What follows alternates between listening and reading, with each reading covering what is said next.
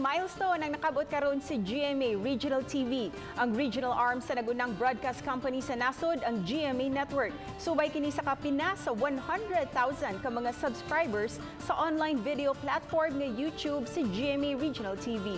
Si Chelo Valiana sa report. Gilusad ang GMA Regional TV sa YouTube channel ni atong February 26, 2016.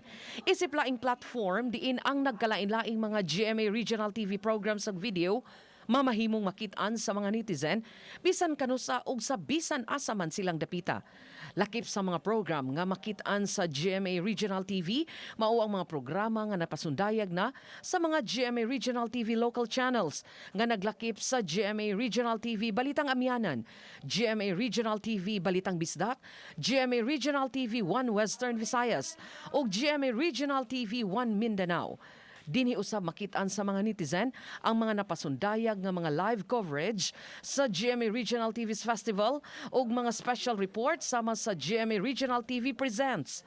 Pipila sa labing gitan-aw sa GMA Regional TV YouTube, mao ang balita sa One Mindanao nga arestado nga miabot sa 1.9 million views.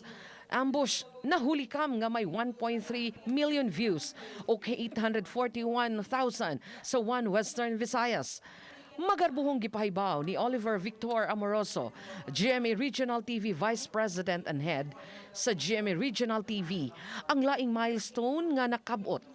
Mga kapuso, we are proud to reach our 100,000 subscriber mark on YouTube, and we want to share this achievement with every kapuso netizen who made this possible.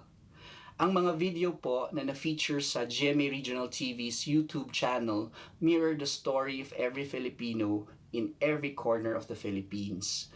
Kami po sa GMA Regional TV ay masaya dahil po sa pamamagitan ng platform na ito, we are able to bring local stories to all our kapuso all over the world. This year, ang GMA Network po ay nagse-celebrate ng aming 70th anniversary.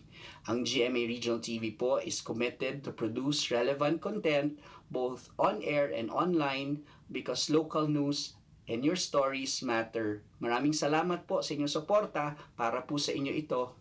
Karong bag-o, gilusad na usab ang GMA Regional TV Live alang sa Central ug Eastern Visayas ug ang At Home with GMA Regional TV sa Mindanao. Masaksihan ang tanang mga local programs pinaagi sa GMA Regional TV Strip nga ipasundayag sa GMA News TV matag alas 9:45 sa gabi gikan sa Lunes hangtod sa Biyernes. Chelo Valiana, Balitang Bisdak.